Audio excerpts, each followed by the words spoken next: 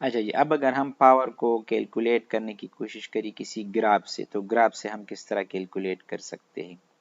तो सबसे पहले हम बात करेंगे वर्क और टाइम के दरमियान ग्राफ। अगर हॉरिजॉन्टल एक्सिस पे हम टाइम ले ले और वर्टिकल एक्सिस पे हम वर्क ले ले, तो इस ग्राफ से हम पावर कैलकुलेट कर सकते हैं। किस तरह? The slope of work time graph gives us power. इस ग्राफ का अगर हम स्लोप कैलकुलेट करें तो इसका जो स्लोप होगा वो पावर के बराबर होगा।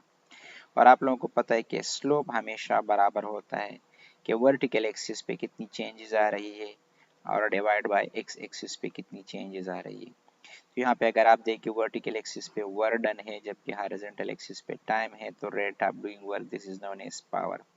The slope of work time graph gives us power.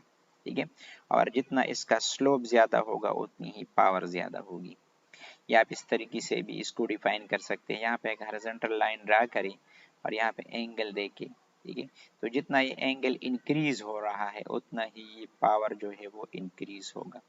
Greater the slope greater the angle greater will be the power. तो इस एंगल से भी आप कैलकुलेट कर सकते हैं कि पावर जो है वो ज्यादा है या कम है।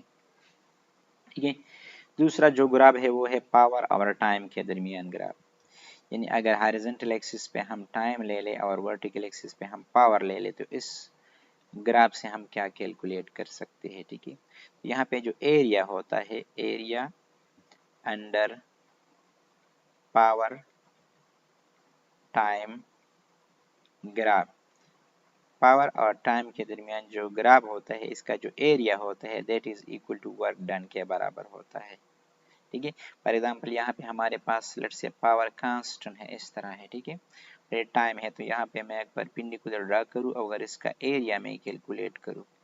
ठीक है, तो देखिए इसका जो एरिया होता है लेट्स से ये इसकी जो है वो विड्थ है और ये इसकी जो है लेंथ है। तो रेक्टेंगल का जो एरिया होता है वो हमेशा बराबर होता है लेंथ मल्टीप्लाइड बाय विड्थ। तो यहाँ आप देखिए डेल्टा एक्स जो है यहाँ पे क्या है, टाइम है, और डेल्टा वाई यानी वर्टिकल एक्सिस पे क्या है, पावर है। तो पावर को आप टाइम के साथ कैलकुलेट करें तो ये बराबर है वर्क डन के। तो मतलब ये है कि पावर और टाइम के दरमियान अगर ग्राफ गिवन हो तो इससे आप वर्क भी कैलकुलेट कर सकते हैं। ठीक है।